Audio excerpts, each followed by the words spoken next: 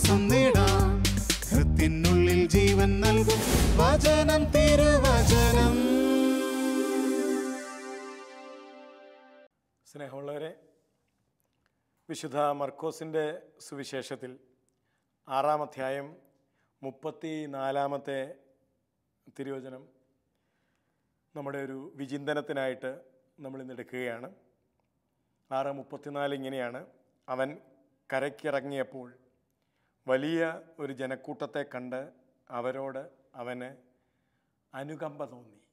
നമ്മുടെ ജീവിതത്തെ നമുക്ക് കർത്താവിന് സമർപ്പിക്കാം. ഈശോയെ, അങ്ങയുടെ ജീവിതത്തിലുടനീളം കാത്തു സൂക്ഷിച്ച സന്തോഷകരമായ അവസ്ഥയായിരുന്നല്ലോ അനുകമ്പ. ഇന്നും അങ്ങ് ഞങ്ങളോട് അനുകമ്പയുള്ള വ്യക്തിയാണ്, അലിവുള്ള വ്യക്തിയാണ്. കർത്താവേ, ഞങ്ങൾ അലിവുള്ളവരായിരിക്കണമെന്ന് അങ്ങ് ആഗ്രഹിക്കുകയും ചെയ്യുന്നു. ഈശോയെ, ഞങ്ങൾ എത്രത്തോളം അലിവുള്ളവരാണ്. ഞങ്ങളുടെ ജീവിതത്തിലെ അലിവ്, അനുകമ്പ എന്ന പുണ്യം കർത്താവെ എത്രത്തോളം ഞങ്ങൾ കാത്തു സൂക്ഷിക്കുന്നുണ്ട്. ഞങ്ങളുടെ ക്രൂരതയ്ക്ക്, ഹൃദയകാഠിന്യത്തിന് ഒക്കെ ഇരയായിട്ടുള്ളവരെ ഓർത്ത് ഞങ്ങൾ മാപ്പ് ചോദിക്കുന്നു. ഈശോയെ, അങ്ങയുടെ ഹൃദയത്തിൽ നിന്നൊഴുകുന്ന അലിവ് ഞങ്ങളുടെ ഹൃദയത്തിലും രൂപപ്പെടാൻ അലിവുള്ള ഈശോയെ, ഞങ്ങളെയും അലിവുള്ളവരാക്കണമേ എന്ന് പ്രാർത്ഥിക്കുന്നു. ഈ തിരുവചന ശുശ്രൂഷയിൽ അലിവുള്ള കർത്താവെ, ഞങ്ങളുടെ മേൽ കരുണയായി ഞങ്ങളുടെ കൂടെ ഈ വചനയാത്രയിൽ ഒപ്പമായിരിക്കണമേ എന്ന് പ്രാർത്ഥിക്കുന്നു. പരിശുദ്ധ മാതാവേ, ഞങ്ങൾക്ക് വേണ്ടി മാതാവ് അവിടുത്തെ പുത്രൻ്റെ സന്നിധിയിൽ മാധ്യസ്ഥം വഹിക്കണമേ. ഈശോ മിശിഹായുടെ വാഗ്ദാനങ്ങൾക്ക് ഞങ്ങൾ യോഗ്യരാകുവാൻ പരിശുദ്ധ ദൈവമാതാവേ, ഞങ്ങൾക്ക് വേണ്ടി അപേക്ഷിക്കണമേ. പിതാവിൻ്റെയും പുത്രൻ്റെയും പരിശുദ്ധാത്മാവിൻ്റെയും നാമത്തിൽ ആമേൻ. പ്രിയമുള്ളവരെ, തിരുവചനം 6:34 ഇങ്ങനെയാണ്: അവൻ കരയ്ക്കിറങ്ങിയപ്പോൾ വലിയൊരു ജനക്കൂട്ടത്തെ കണ്ടു, അവരോട് അവന് അനുകമ്പ തോന്നി. നമ്മൾ എത്രത്തോളം അലിവുള്ളവരാണ് എന്ന് ഈ തിരുവചനത്തിൻ്റെ പശ്ചാത്തലത്തിൽ നാം ധ്യാനിക്കേണ്ടതുണ്ട്. ദൈവീക ഭാവമാണ്, ദൈവത്തിൻ്റെ സ്വഭാവമാണ് മനുഷ്യനോട് അലിവ് കാണിക്കുക. 6:48 ആ വചനത്തെ കുറച്ചുകൂടി നമ്മൾ മനസ്സിലാക്കുന്നുണ്ട്. അവർ വഞ്ചി തുഴഞ്ഞ് അവശരായി എന്ന് അവൻ മനസ്സിലാക്കി. അവരുടെ അവശത, അവരുടെ ക്ഷീണം അതവൻ മനസ്സിലാക്കി. അപ്പോൾ മനസ്സിലാക്കുമ്പോഴാണ്, ഒരാളുടെ ക്ഷീണത്തെ നമ്മൾ മനസ്സിലാക്കുമ്പോഴാണ് അയാളോട് അലിവ് തോന്നുന്നത്. ഈ 6:48 6:34 കൂടെ നമുക്ക് കൂട്ടി വായിക്കാം. ഒന്ന്, ജനക്കൂട്ടത്തെ കണ്ടപ്പോൾ അലിവ് തോന്നിയ കാര്യമാണ് 34 പറയുന്നത്. 48 തൻ്റെ ശിഷ്യരോട് തോന്നിയ ഒരലിവാണത്. അവർ വഞ്ചി തുഴഞ്ഞ് അവശരായി എന്നവർ മനസ്സിലാക്കി. പ്രിയപ്പെട്ടവരെ, ദൈവത്തിൻ്റെ സ്വഭാവമാണ് മനുഷ്യനോട്, മനുഷ്യൻ്റെ അവസ്ഥ മനസ്സിലാക്കി, സാഹചര്യം മനസ്സിലാക്കി അലിവ് തോന്നുക എന്നത്. ഉൽപ്പത്തി പുസ്തകത്തിൽ ഈ ഒരു അലിവിൻ്റെ തുടക്കം ഉൽപ്പത്തി പുസ്തകത്തിൽ നമ്മൾ വായിക്കുന്നുണ്ട്. 3-ാം അധ്യായത്തിൽ തെറ്റ് ചെയ്ത്, കുറ്റം ചെയ്ത് നിൽക്കുന്ന മനുഷ്യനോട് ദൈവത്തിന് തോന്നിയൊരു അലിവുണ്ട്. നീതിപരമായിട്ട് ദൈവം മനുഷ്യനോട് പെരുമാറി അവനെ ഏദൻ തോട്ടത്തിൽ നിന്ന് പുറത്താക്കി, തെറ്റ് ചെയ്ത മനുഷ്യനെ. പക്ഷേ ഈ പുറത്താക്കപ്പെട്ട മനുഷ്യരോട് ദൈവത്തിന് തോന്നുന്ന ഒരു അലിവിൻ്റെ ഭാവമുണ്ട്. 21-ാമത്തെ വാക്യം 3:21, ഉൽപ്പത്തി 3:21, ദൈവമായ കർത്താവ് തോലുകൊണ്ടൊരു ഉടയാടയുണ്ടാക്കി ആദത്തെയും അവൻ്റെ ഭാര്യയെയും ധരിപ്പിച്ചു. നഗ്നത എന്തെന്നറിയില്ലായിരുന്നു പാപം ചെയ്യുന്നതിന് മുൻപ്. പാപം ചെയ്തു കഴിഞ്ഞപ്പോൾ അവർക്ക് നഗ്നതയെക്കുറിച്ച് തിരിച്ചറിവുണ്ടായി. ഈ നഗ്നതയെക്കുറിച്ച് തിരിച്ചറിവുണ്ടായപ്പോൾ നമ്മൾ പിന്നെ കാണുന്നത് മരത്തിന് മരം മറഞ്ഞാണ് അവർ നടക്കണത്. അവർക്ക് നഗ്നത മറയ്ക്കാൻ അവർക്ക് ഒന്നുമില്ല.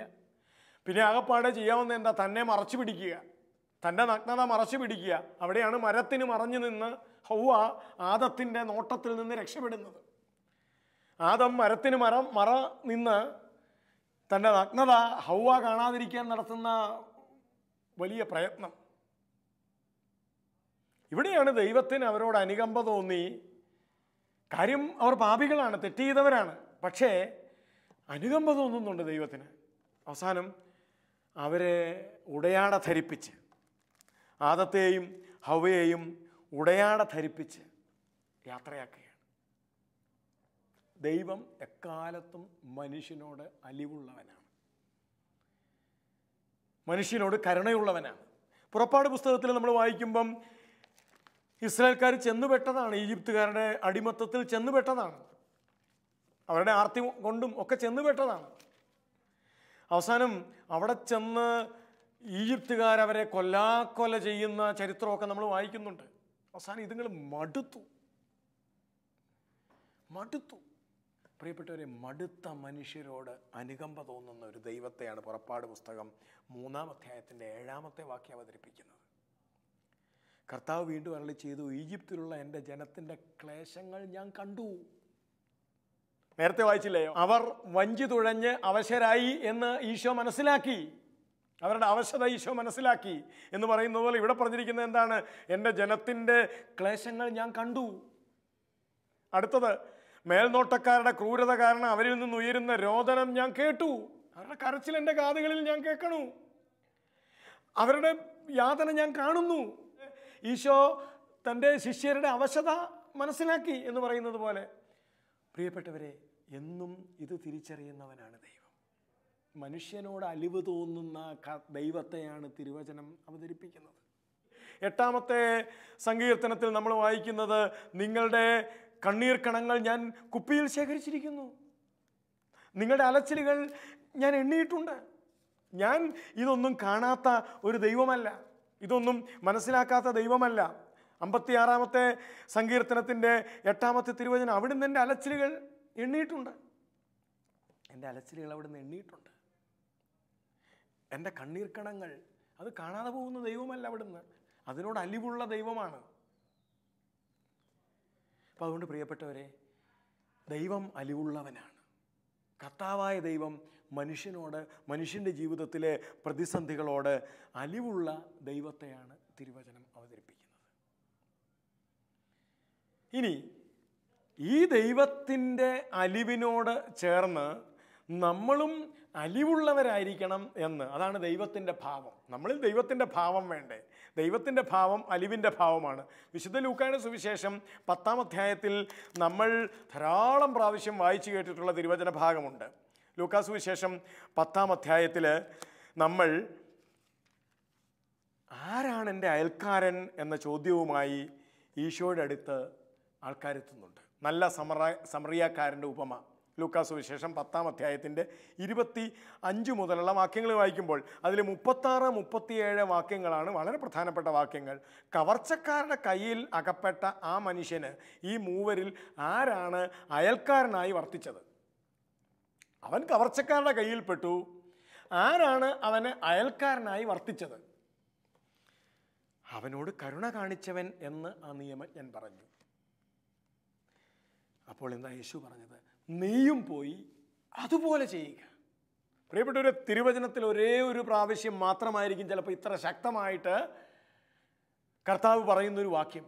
നീയും പോയി അതുപോലെ കരുണ കാണിക്കുക, അലിവ് കാണിക്കുക. കാരണം അത് ദൈവത്തിൻ്റെ ഭാവമാണ്. ഒരു മനുഷ്യന് മറ്റൊരു മനുഷ്യനോട് അലിവ് തോന്നുക എന്ന് പറഞ്ഞാൽ അതിൻ്റെ അർത്ഥം അവനിൽ ദൈവം വസിക്കുന്നു എന്നതിൻ്റെ അടയാളമാണ് അലിവ്. ലൂക്കാ സുവിശേഷത്തിൽ വളരെ വ്യക്തമായിട്ടാണ് പറഞ്ഞത്, എന്നാൽ നീയും പോയി അതുപോലെ ചെയ്യുക. ഏതുപോലെ? മനുഷ്യനോട് അലിവ് കാണിക്കുക. പ്രിയപ്പെട്ടവരെ, ഇന്ന് ബന്ധങ്ങൾ അകലുന്ന കാലഘട്ടത്തിലാണ് നമ്മൾ പലപ്പോഴും ജീവിക്കുന്നത്.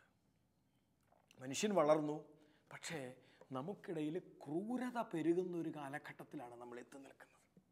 ആധുനിക വാർത്താ മാധ്യമങ്ങളും നമുക്ക് ചുറ്റുമുള്ള ആനുകാലിക സംഭവങ്ങളും ഒക്കെ മനുഷ്യനെത്ര ക്രൂരനാണ്, മനുഷ്യനെത്ര അലിവില്ലാത്തവനാണ് എന്ന് വിളിച്ചു പറയുന്ന എത്രയോ സംഭവങ്ങൾ, സന്ദർഭങ്ങൾ.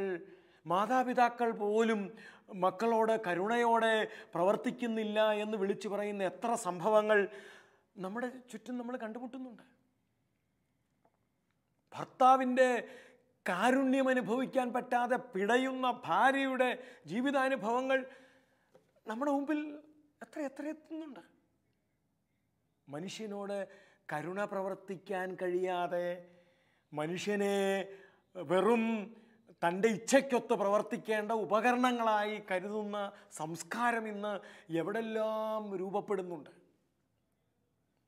അലിവില്ലാത്ത മനുഷ്യരുടെ ചിത്രം. പ്രിയപ്പെട്ടവർ, ഇതിനിടയിലും നമ്മളൊരു കാര്യം മനസ്സിലാക്കണം. അലിവില്ലായ്മയുടെ കഥകൾ വർദ്ധിച്ചു വരുമ്പോഴും അവിടെയും ഇവിടെയൊക്കെ മനുഷ്യൻ്റെ അലിവിൻ്റെ കൈകൾ നീളുന്നത്, അലിവുള്ള മനുഷ്യൻ്റെ അനുകമ്പയുള്ള പ്രവർത്തികൾ അത് ധാരാളം വർദ്ധിക്കുന്നുണ്ട്. പക്ഷേ മനുഷ്യൻ കരുണയില്ലാത്തവനായി മാറുന്നു എന്നത് നമുക്കിടയിൽ ഇന്ന് വളർന്നു വരുന്ന ആധുനിക പ്രവണതയാണ്. നമുക്കറിയാം, ഒരു കാലഘട്ടത്തിൽ ഒരു 10, 25, 30, 40, 50 വർഷങ്ങളുടെയൊക്കെ പിന്നിലേക്ക് നമ്മൾ തിരിഞ്ഞു നോക്കുമ്പോൾ ഒരു ഞായറാഴ്ച കുർബാന കഴിഞ്ഞാൽ നമ്മുടെ പള്ളിമുറ്റത്ത് നിന്ന് ആളുകൾ പിരിയണമെങ്കിൽ സമയമേറെ എടുക്കും. കുർബാന കഴിഞ്ഞ് പള്ളിമുറ്റത്ത് അവിടെയും ഇവിടെയും ഒക്കെയായി എന്തെല്ലാം അന്വേഷണങ്ങളുമായിട്ടാണ് ആൾക്കാർ ഓടി നടക്കുന്നത്. സുഖമാണോ, സന്തോഷമാണോ, കൊച്ചിന് അഡ്മിഷനായോ, കൊച്ചിൻ്റെ കല്യാണമായോ, കെട്ടിച്ചു വിട്ട കൊച്ചിന് എന്തുണ്ട് വിശേഷം, നിൻ്റെ അസുഖം എങ്ങനെയുണ്ട്, എന്തെല്ലാം കാര്യങ്ങളാണ്. കരുണയോടെയുള്ള അന്വേഷണം നമ്മുടെ പള്ളിക്ക് ചുറ്റുമുണ്ടായിരുന്നു. ഒരർത്ഥത്തിൽ മനുഷ്യൻ പള്ളിയിൽ വരുന്നത് മനുഷ്യനെ കരുണയോടെ നോക്കാനാണ് എന്ന് പറഞ്ഞാൽ പോലും തെറ്റില്ല. ഭക്താഭ്യാസങ്ങൾ അനുഷ്ഠിക്കാൻ വേണ്ടി മാത്രമല്ല അവൻ പള്ളിയിൽ വരുന്നത്. പള്ളിക്കു ചുറ്റും കൂട്ടായ്മ ആചരിക്കാനാണ്, പള്ളിക്കു ചുറ്റും കൂട്ടുകൂടാനാണ്, അന്വേഷിക്കാനാണ്, അവൻ്റെ സങ്കടങ്ങൾ അന്വേഷിക്കാനാണ്. പ്രിയപ്പെട്ടവർ, ഇതിൻ്റെ നല്ലൊരു സൂചന പോലും വിശുദ്ധ ഗ്രന്ഥത്തിലുണ്ട്. ഉയർത്തെഴുന്നേറ്റ കർത്താവ് ഒരുപക്ഷേ ഒരു മനുഷ്യനോട് ചോദിച്ച ഏറ്റവും ആദ്യത്തെ ചോദ്യം ഈ കരുണയുടെ ചോദ്യമാണ്, അലിവിൻ്റെ ചോദ്യമാണ്. ഉയർത്തെഴുന്നേറ്റ കർത്താവ് ചോദിച്ച ആദ്യത്തെ ചോദ്യം പോലും. വിശുദ്ധ യോഹന്നാന്റെ സുവിശേഷം 20-ാം അധ്യായത്തിൻ്റെ 15-ാമത്തെ തിരുവചനത്തിൽ ആ ചോദ്യം വളരെ വളരെ ഗംഭീരമായിട്ട് അവതരിപ്പിച്ചിട്ടുണ്ട്. ഒരു സ്ത്രീയുടെ മുമ്പിൽ, അവളുടെ കണ്ണീരിന് മുമ്പിൽ നിന്നുകൊണ്ട് ഉയർത്തെഴുന്നേറ്റ കർത്താവ് ചോദിച്ചു, സ്ത്രീയെ എന്തിനാണ് നീ കരയുന്നേ? എന്തൊരു അർത്ഥമുള്ള ചോദ്യമാണത്. എന്തിനാ നീ കരയണേ? നീ എന്തിനാ കരയണേ? പ്രിയപ്പെട്ടവരെ, ഇതാണ് അലിവുള്ള ചോദ്യം, അലിവിൻ്റെ ചോദ്യം. ഈ ചോദ്യം ചോദിച്ചുകൊണ്ടാണ് ഉദ്ധിതനായ ഈശോ ആരംഭിക്കുന്നത്. ഉദ്ധിതനായ കർത്താവ് ആരംഭിക്കുന്നത് അലിവിൻ്റെ ചോദ്യത്തോടെയാണ്. നീ എന്തിനാ കരയണേ? ഈ അലിവുള്ള കർത്താവിനെ വീണ്ടും സുവിശേഷം അവതരിപ്പിക്കുന്നുണ്ട്. വിശുദ്ധ യോഹന്നാന്റെ സുവിശേഷം 11-ാം അധ്യായത്തിൽ ആങ്ങള മരിച്ച ദുഃഖത്തിൽ ചടഞ്ഞുകൂടിയിരിക്കുന്ന പെങ്ങന്മാരുടെ വീട്ടിലേക്ക് അല്പം താമസിച്ചാണെങ്കിലും അവൻ എത്തുന്നുണ്ട്.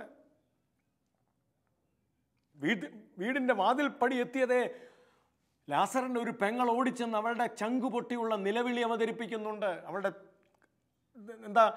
തടഞ്ഞു നിർത്തിയിരുന്ന ദുഃഖത്തിൻ്റെ നൊമ്പരങ്ങളെല്ലാം അണപൊട്ടി അങ്ങ് ഒഴുകുന്നുണ്ട്. നീ ഇവിടെ ഉണ്ടായിരുന്നെങ്കിൽ ഞങ്ങളുടെ സഹോദരൻ മരിക്കില്ലായിരുന്നു, ഞങ്ങൾക്ക് ഈ നഷ്ടം വരില്ലായിരുന്നു. അവളുടെ ചങ്ക് പൊട്ടിപ്പോയി അത് പറയുമ്പോൾ. അപ്പോൾ കർത്താവ് ചോദിച്ചു, മറിയമെന്തിയേ?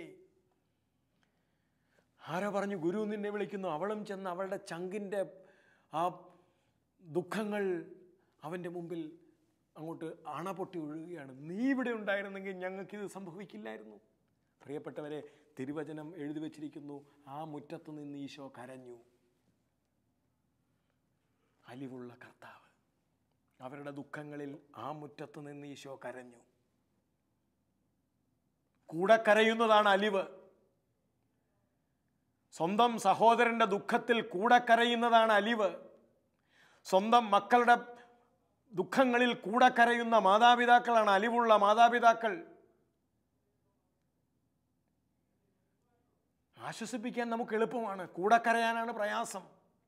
സാരമില്ല, പോട്ടെ, ദൈവം നോക്കിക്കോളും. ഇങ്ങനെ പറഞ്ഞ് ആശ്വസിപ്പിക്കാൻ ഇന്ന് ഉപദേശകരുടെ എണ്ണം നമുക്കിടയിൽ ധാരാളമുണ്ട്.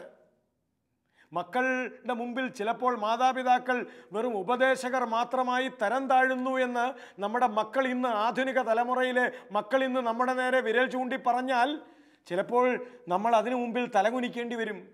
കൂടെ കരയുന്ന മാതാപിതാക്കളുടെ എണ്ണം കുറയുകയാണ്. ഭാര്യയുടെ സങ്കടങ്ങളോടൊപ്പം കൂടെ കരയുന്ന ഭർത്താവിൻ്റെ എണ്ണം ഇന്ന് കുറയുകയാണ്. ഭർത്താവിൻ്റെ സങ്കടങ്ങളോടൊപ്പം കൂടെ കരയുന്ന ഭാര്യമാരുടെ എണ്ണം കുറയുകയാണ്. അയൽപക്കത്ത് ജീവിക്കുന്ന സഹോദരൻ്റെ ദുഃഖങ്ങളുടെ കൂടെ കരയുന്ന, അവനെ വിമർശിക്കാൻ ആളുണ്ട്. നിനക്ക് ഈ ദുഃഖം വരില്ലായിരുന്നു നീ നേരത്തെ ശ്രദ്ധിച്ചിരുന്നെങ്കിൽ, ഈ സങ്കടം നിനക്ക് വരില്ലായിരുന്നു നീ അല്പം കൂടി നോക്കിയും കണ്ടും ജീവിച്ചിരുന്നെങ്കിൽ എന്നൊക്കെ പറഞ്ഞ് അവൻ്റെ ദുഃഖത്തിൻ്റെ മുമ്പിൽ വീണ്ടും ആശ്വാസവാക്കുകളും ഉപദേശങ്ങളുമായിട്ട് ചെല്ലാൻ നമുക്കിടയിൽ ഇന്ന് ആളുകളുണ്ട്. ഇവിടെ ഒരു ഉപദേശവുമില്ല ഗുരുവിൻ്റെ മുമ്പിൽ. ഗുരു ഒരു ഉപദേശകനുമല്ല ഇവിടെ. പകരം രണ്ടുപേരുടെ നടുക്ക് നിന്ന് അവർ കരയുമ്പോൾ അവരുടെ കൂടെ വാവിട്ട് കരയുന്ന ഒരു ഗുരുവിനെ സുവിശേഷം അവതരിപ്പിക്കുന്നു. ഇത് അലിവുള്ള ഗുരുവാണ്, ഉപദേശകൻ ഗുരുവല്ല, അലിവിൻ്റെ ഗുരു. അലിവിൻ്റെ ഗുരു. പ്രിയപ്പെട്ടവരെ, ഇതാണ് നമുക്കും ഇന്ന് വേണ്ടത്. അലിവുള്ള മനുഷ്യരാണ് ദൈവത്തിൻ്റെ മനുഷ്യർ. ദൈവത്തിൻ്റെ മനുഷ്യർ അലിവിൻ്റെ മനുഷ്യരാണ്. അലിവുള്ള മനുഷ്യരാണ് ദൈവത്തിൻ്റെ മനുഷ്യർ. തൻ്റെ ശിഷ്യർ വഞ്ചി തുഴഞ്ഞ് അവശരായി എന്നവർ മനസ്സിലാക്കി. ഈ മനസ്സിലാക്കലാണ് ഇന്ന് നമ്മുടെ വീടുകളിൽ വേണ്ടത്. ഭാര്യ വീട്ടിനകത്ത് കിടന്ന് ജോലി ചെയ്ത് മടുത്തു എന്ന് മനസ്സിലാക്കുന്ന ഭർത്താവാണ് നമ്മുടെ വീടിന് ഇന്നകത്ത് വേണ്ടത്. ഭർത്താവ് ജോലി ചെയ്ത് മടുത്തു വരുന്ന ഭർത്താവ്, പറമ്പിപ്പണിയെടുത്ത് മടുത്തു വരുന്ന ഭർത്താവ്, കിളച്ചു മടുത്തു വരുന്ന ഭർത്താവ്, പഠിച്ചു മടുത്തു വരുന്ന മക്കൾ, യാത്ര ചെയ്ത് മടുത്തു വരുന്ന ഭർത്താവ്, ഇതൊക്കെ പ്രിയപ്പെട്ടവരെ മനസ്സിലാക്കൽ ഇന്ന് നമ്മുടെ വീടുകൾക്കകത്ത് വേണ്ടത്ര നടക്കുന്നുണ്ടോ? തൻ്റെ ശിഷ്യന്മാർ വഞ്ചി തുഴഞ്ഞ് അവശരായി എന്ന് അവൻ മനസ്സിലാക്കി. ഈ മനസ്സിലാക്കൽ അത് നടക്കാത്തത് കൊണ്ട് എന്തുണ്ടാകുന്നു? നമുക്ക് അലിവുണ്ടാവുന്നില്ല. മനസ്സിലാക്കാത്തവർക്ക് ഒരലിവും ഉണ്ടാവില്ല. ഭാര്യയുടെ അവശത മനസ്സിലാക്കാത്ത ഭർത്താവിന് അലിവുണ്ടാവില്ല ഭാര്യയോട്. മക്കളുടെ അവശത മനസ്സിലാക്കാത്ത മാതാപിതാക്കൾക്ക് അലിവുണ്ടാവില്ല. മാതാപിതാക്കളുടെ വാർദ്ധക്യത്തിൻ്റെ ഭാരം മനസ്സിലാക്കാത്ത മക്കൾക്ക് അലിവുണ്ടാവില്ല. അലിവ് ദൈവത്തിൻ്റെ സ്വഭാവമാണ്. അലിവുള്ളവനിൽ ദൈവം വസിക്കുന്നു. അത് ആരുമാവട്ടെ, ആരുമായിക്കൊള്ളട്ടെ, അലിവുള്ള വ്യക്തിയിൽ ദൈവം വസിക്കുന്നു. അപ്പം നമുക്ക് നമ്മുടെ ഹൃദയത്തിൽ ദൈവം വസിക്കുന്നു എന്നതിൻ്റെ സൂചന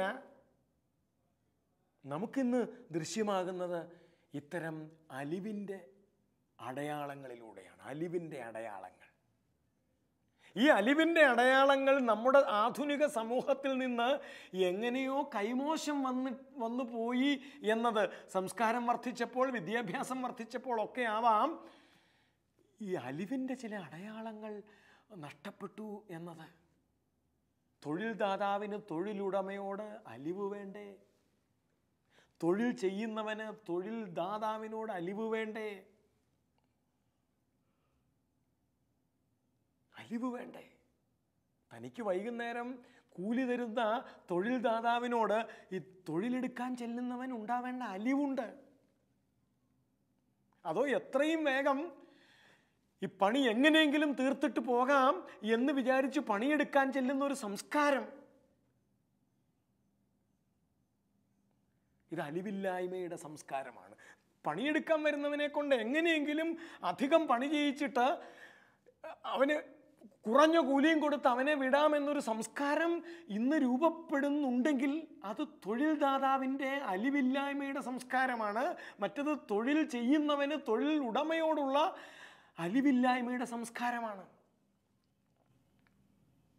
മാതാപിതാക്കൾക്ക് മക്കളോടും മക്കൾക്ക് മാതാപിതാക്കളോടും ഒക്കെ നമ്മുടെ ചുറ്റുപാടുകളിൽ രൂപപ്പെട്ടു വരേണ്ട അലിവിൻ്റെ സംസ്കാരത്തെയാണ് ഈശോ ഇവിടെ ഉയർത്തിപ്പിടിച്ചത്. അവന് ജനക്കൂട്ടത്തോട് അനുകമ്പ തോന്നി.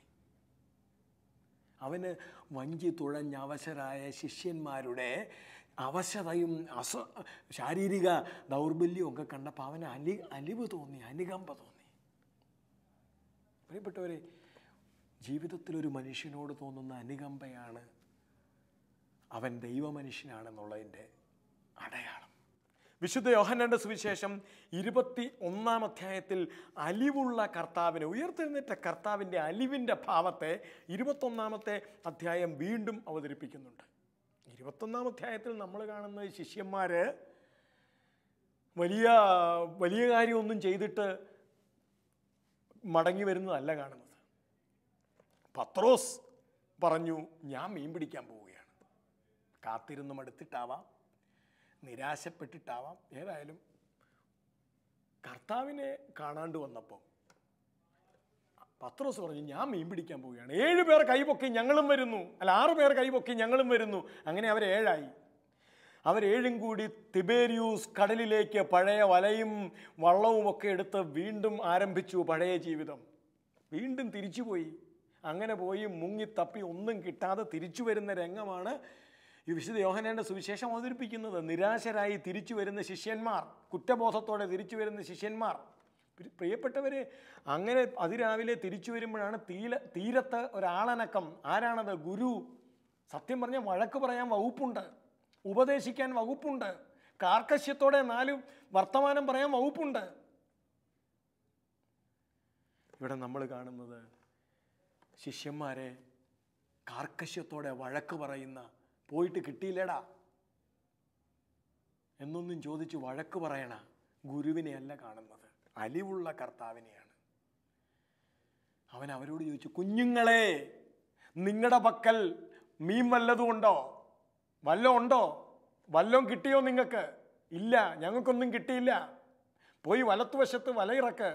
തിരിച്ചു വരുന്നുണ്ട് മീനുമായിട്ട്. അപ്പം അവർ കാണുന്ന കാഴ്ച എന്താ? പ്രിയപ്പെട്ടവരെ, തീരത്ത് അവൻ അപ്പം ഉണ്ടാക്കി കാത്തിരിക്കുന്നു. അലിവുള്ള കർത്താവ്. ക്ഷീണം കാണും അവർക്ക്. അവരുടെ ക്ഷീണം അവൻ മനസ്സിലാക്കി. രാത്രി മുഴുവനും ആ കടലിൽ കിടന്ന് അധ്വാനിച്ചിട്ട് വരുന്നവരാ. സത്യം പറഞ്ഞാൽ നമ്മുടെ ഭാഷയെ പറഞ്ഞാൽ തെറ്റ് ചെയ്തിട്ട് വരുന്നവരാണെന്ന് വേണേൽ കൂട്ടാം. അവൻ കാത്തിരിക്കാൻ പറഞ്ഞിട്ട് കാത്തൊന്നും ഇരുന്നവരല്ല, അവർ പോയി. പക്ഷേ തീരത്ത് അപ്പമുണ്ടാക്കി കാത്തിരിക്കുന്ന ഒരു മാതൃ അലിവിൻ്റെ കർത്താവുണ്ട്. മാതൃ അലിവിൻ്റെ ഈശോ. ഈ ഈശോയാണ് നമ്മളോട് പറഞ്ഞത്, നല്ല സമ്പ്രദായൻ്റെ ഉപമ പറഞ്ഞിട്ട് നമ്മളോട് പറഞ്ഞത്, നീയും പോയി അതുപോലെ ചെയ്യ്, കരുണ കാണിക്കുക, അലിവ് കാണിക്കുക, അനുകമ്പ കാണിക്കുക. ജീവിതത്തിൽ പ്രിയപ്പെട്ടവരെ, നമ്മളിൽ നിന്നും കർത്താവായ ഈശോ പ്രതീക്ഷിക്കുന്ന സുന്ദരമായ ഭാവമാണ് ഈ അനുകമ്പ, മനുഷ്യരോടുള്ള അനുകമ്പ. ആധുനിക സംസ്കാരത്തിൽ പ്രകൃതിയോട് അനുകമ്പ തോന്നും, മനുഷ്യനോട് അനുകമ്പ തോന്നാത്ത സംസ്കാരം നമുക്കിടയിൽ വർദ്ധിക്കുന്നുണ്ട്. മൃഗങ്ങളോട് അനുകമ്പ തോന്നും, മനുഷ്യരോട് അനുകമ്പ തോന്നാത്ത സംസ്കാരം വർദ്ധിക്കുന്നുണ്ട്. ഇതൊക്കെ ആധുനിക സംസ്കാരത്തിൻ്റെ പ്രത്യേകതകളാണ്. മരത്തോട് തോന്നുന്ന അനുകമ്പ, മനുഷ്യനോട് തോന്നാത്ത സംസ്കാരങ്ങൾ നമ്മുടെ ഇടയിൽ വളരുന്നുണ്ട്. ആശയങ്ങളോട് അനുകമ്പ തോന്നും, മനുഷ്യനോട് അനുകമ്പ തോന്നുന്നില്ലാത്ത ആധുനിക സംസ്കാരം നമ്മുടെ ഇടയിൽ രൂപപ്പെടുന്നുണ്ട്. ആശയങ്ങൾക്കുള്ളാണ് വലുത്. അതിനോട് ഉള്ള പ്രതിബദ്ധതയിൽ മനുഷ്യനെ മറക്കുന്ന സംസ്കാരങ്ങൾ, മനുഷ്യനോട് അലിവ് തോന്നാത്ത സംസ്കാരങ്ങൾ നമ്മുടെ ഇടയിൽ നിന്ന് വർദ്ധിക്കുന്നുണ്ട്. പ്രിയപ്പെട്ടവരെ, അലിവ് ദൈവത്തിൻ്റെ ഭാവം മാത്രമാണ്, ദൈവത്തിൻ്റെ ഭാവം തന്നെയാണ്.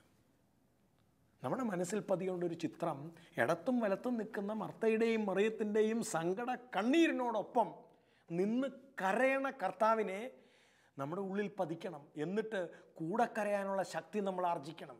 കൂടെ ദുഃഖിക്കാനുള്ള ശക്തി നമ്മൾ ആർജിക്കണം. അലിവോടെ മനുഷ്യൻ്റെ ഉള്ളിലേക്ക് നോക്കാൻ, അവൻ്റെ ചെയ്തിനെയല്ല, അവൻ്റെ ചെയ്തികളല്ല. അവൻ ചിലപ്പോൾ തെറ്റ് ചെയ്തിട്ട് സംഭവിച്ച ദുരന്തമായിരിക്കാം അവൻ്റെ ജീവിതത്തിലെ ദാരിദ്ര്യം. അപ്പൻ മദ്യപിച്ചതിൻ്റെ ഫലമായിരിക്കാം മകളെ കെട്ടിപ്രായം എത്തിയിട്ടും കെട്ടിച്ചു വിടാതെ വീട്ടിൽ നിൽക്കുന്നതിൻ്റെ കാരണം അപ്പൻ ഉള്ള കാശിന് മുഴുവൻ മദ്യപിച്ചതായിരിക്കാം. പക്ഷേ അയാളോടും കരുണയോടെ നോക്കാൻ, അയാൾ മദ്യപാനിയായിരിക്കാം, അയാളോടും കരുണയോടെ നോക്കാൻ, ആ കരുണയുടെ അലിവിൻ്റെ മനുഷ്യരെ ഇന്ന് ദൈവം പ്രതീക്ഷിക്കുന്നുണ്ട്. അലിവ് ദൈവത്തിൻ്റെ സ്വഭാവമാണ്. അലിവുള്ളവനിൽ ദൈവം വസിക്കുന്നു.